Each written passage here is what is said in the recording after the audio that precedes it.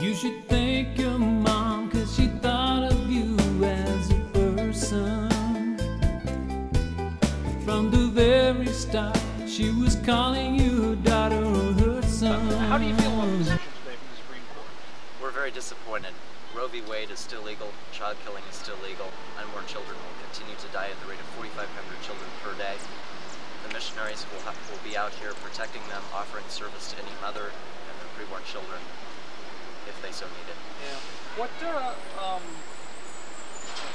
you know, a lot of people felt like this was a victory for, if you want to say it's your side versus, they felt like it was a victory, but you're not treating it as such. Why is that?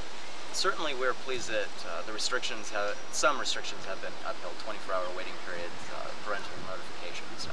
However, children are still dying.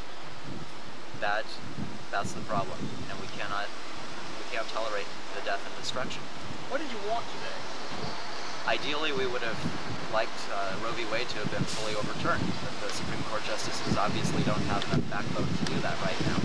Hopefully, with the Guam and Louisiana cases possibly coming in next term, we'll see Roe v. Wade overturned next summer. Yeah. Is this? Do you feel like this is something of a victory, though? In some respects, yes, because some of the restrictions have been upheld. Some babies will still live, but it's important to realize that it's not going to protect the unborn children that are scheduled to die 5 years from now or a year from now. Missionaries to the Preborn will be out there protecting the children that are scheduled to die tomorrow, a week from now, 2 weeks from now, maybe a year from now. This sort of throws it, continues to throw it, this whole decision continues to be thrown a little bit more into the state legislatures and into Congress if Congress wants to different laws and such. What about the fight on those fronts? Certainly this is what pro-life forces have expected, and as with pro-abortion forces in this country, they've expected for a long time that they would be thrown back to the states, and that's where it properly belongs. Such a decision is clearly unconstitutional. The federal constitution has nothing in it that would allow them to make such an outrageous decision. It properly belongs in the states, and that's where the battle will have to be fought. You feel like your group is prepared to fight at the state level? We are at the street level where mothers and children are in need. Wisconsin Right to Life may very well take care of dealing it with a political level, but we are out here where the unborn children are dying. Yeah, yeah. Is that one of the things that the pro-choice people were saying today, that they want, that now they feel like they have 50 separate battles on the front. Every state is trying to get the legislation that they want to protect things, as well as still working on Congress. You think that's true of your group as well now? Oh, absolutely. I'm certain that there are pro-life groups in every state that are monitoring the political situation and will be able to deal with that. But our group, once again, is committed to being out there where babies are dying. They say that some of the people we were talking to today were saying that this makes a difficult decision even more difficult for the women who are involved. They say it's a very difficult decision, it's even more difficult now, and that's not right.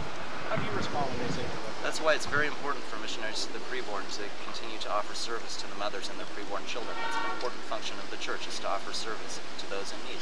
And that's what the whole mission concept is to offer service to minister to the mother and their preborn children.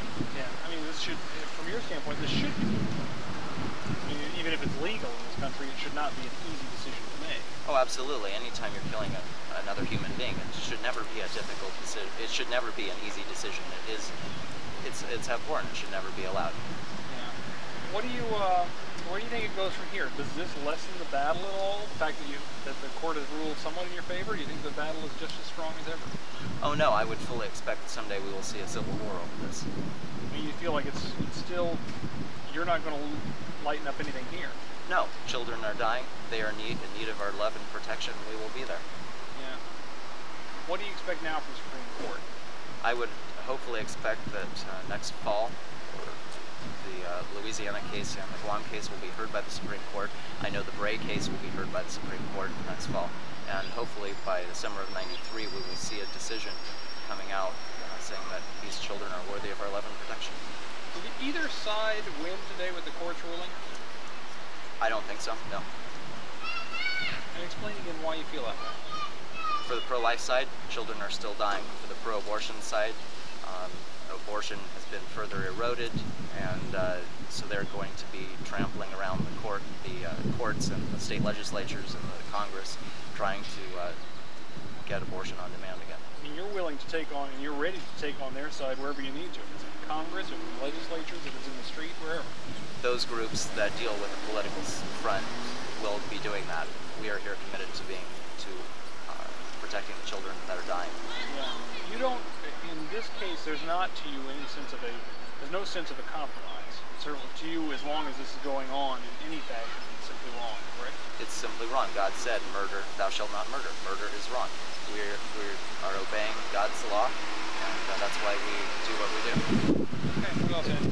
Ask the question about what would you have wanted from the Supreme Court again, because when he gave his answer, Ideally, what would you like from the Supreme Court at this point? Ideally, we would have liked Roe v. Wade to be fully overturned. Obviously, they did not. We are pleased that certainly some restrictions have been upheld, 24-hour waiting period, minor notification. However, children are still going to die, and so they need to be protected. Might have been distracted, that guy walking right behind us. And though life isn't easy, our mom still believe we would make it. Now some call life a choice, but it's still a precious life. We can't take it, we can't forsake it. Give an unborn baby personhood. There's nothing more important we can do. Give an unborn baby personhood.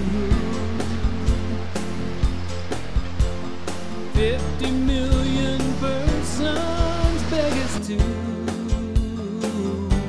They beg us to.